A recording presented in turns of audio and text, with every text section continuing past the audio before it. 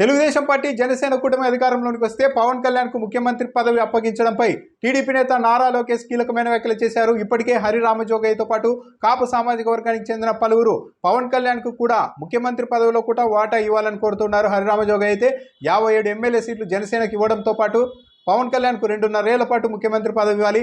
అప్పుడే రెండు పార్టీల మధ్య ఓట్ల బదిలీ అన్నది ఈజీగా జరుగుతుంది. పవన్ కళ్యాణ్ అభిమానులు కాపు సామాజిక వర్గం వారు అప్పుడే మనస్ఫూర్తిగా ఈ కూటమికి ఓట్లు వేయగలుగుతారంటూ కూడా ప్రతిపాదించారు. అయితే పవన్ కళ్యాణ్ నుంచి కూడా ఎక్కడా కూడా తనకు ముఖ్యమంత్రి పదవి కావాలి అన్న మాటే రావడం లేదు. దానికి తోడు ఇన్ని సీట్లు రావాలి, ఇన్ని సీట్లు కావాలని కూడా ఆయన డిమాండ్ చేయడం లేదు. బేషరతుగా చంద్రబాబు నాయుడుకు లొంగిపోయారన్నట్టుగా మద్దతు ఇస్తూ ఉన్నారు.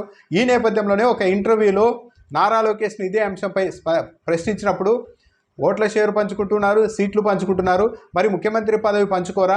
చాలామంది కాపులు ఇప్పటికే మేము ఎప్పుడు పల్లకి మోయడానికైనా పల్లకి ఎక్కడానికి అర్హత లేదా అని భావిస్తున్నారు. కాబట్టి కూటమి అధికారంలోకి వస్తే పవన్ కళ్యాణ్కు ముఖ్యమంత్రి పదవి అవకాశం ఉంటుందా అని ప్రశ్నించగా చాలా సూటిగా దాట వేసేందుకు కూడా నారా లోకేష్ ప్రయత్నించలేదు. చాలా సూటిగా స్పష్టంగా చెబుతున్నాను అంటూ చంద్రబాబు నాయుడే ముఖ్యమంత్రి అధికారంలోకి వస్తే నో సెకండ్ థాట్ అంటే రెండో ఆలోచనకి అవకాశం లేదు. పవన్ కళ్యాణ్ కూడా చంద్రబాబు సీఎంగా ఉండాలని అంగీకరించారు. పవన్ కళ్యాణ్ చెప్పారు సమర్థత ఉన్న నాయకత్వం, అనుభవం ఉన్న నాయకత్వం అవసరమన్నారు. కాబట్టి అధికారంలోకి వస్తే చంద్రబాబు నాయుడు ముఖ్యమంత్రి, ఇంకెవరు ముఖ్యమంత్రి కారు, నో సెకండ్ థాట్ చాలా స్పష్టంగా చెప్తున్నారని కూడా నారా లోకేష్ చెప్పారు.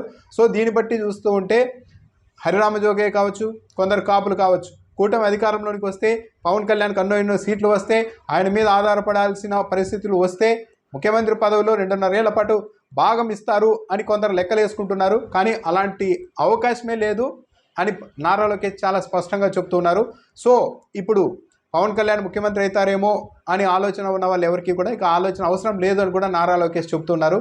ఈ నేపథ్యంలో ఇంత కఠినంగా 57 సీట్లు హరిరామజోగి అడుగుతున్నారు, కానీ అన్ని సీట్లు ఇచ్చే అవకాశం కూడా కనిపించడం లేదు. కేవలం 24-25 మధ్య కుదించే అవకాశం కనిపిస్తోంది.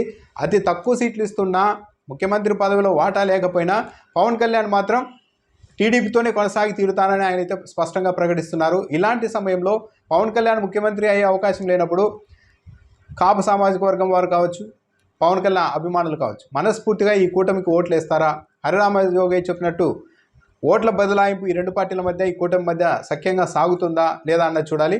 సో జనసేన టీడీపీ కూటమి అధికారంలోకి వస్తే మాత్రం పవన్ కళ్యాణ్ అయితే ముఖ్యమంత్రి అయ్యే అవకాశమే లేదు అని నారా లోకేష్ అయితే స్పష్టంగా చెప్తూ ఉన్నారు.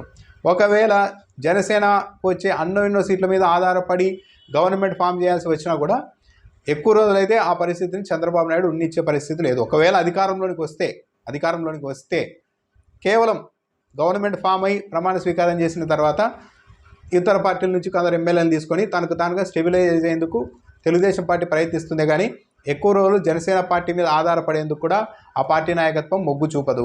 ఇది జరగబోయేదే. గెలిస్తే